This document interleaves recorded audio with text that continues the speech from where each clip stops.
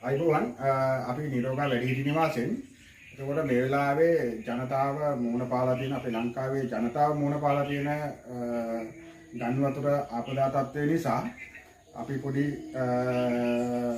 දෙයක් කරන්න හදන්නේ. එතකොට ගන් වතුරෙන් අවතන් වෙලා හෝ නිවාස අහිමිව සිටින වැඩිහිටියන්. එතකොට නායයන් නිසා නිවාස අහිමි වෙලා සිටින වැඩිහිටියන්. හරිද? වැඩිහිටියන් කියන්නේ එතකොට තමන්ගේ පවුලේ අම්මා තාත්තා වෙන්න පුළුවන්.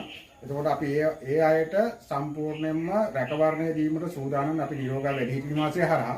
එතකොට අපි ගාව තියෙනවා දැනට පහසුකම් සියලුම දේවල් තියෙන පහසුකම් ටික තියෙනවා. ඉතින් ඔයාලටත් කැමති නම් ඔයාලගේ ආදරණීය වැඩිහිටියව අපේ වැඩිහිටි නිවාසයෙන් අතර කරන්න කිසිම ගැටලුවක් නැහැ. අපි ඔයාලා තියෙන තාක්කල් අපි වැඩිහිටියට රැකවරණය දීලා කන්න බොන්න දීලා වැඩිහිටියව බලා ගන්නවා.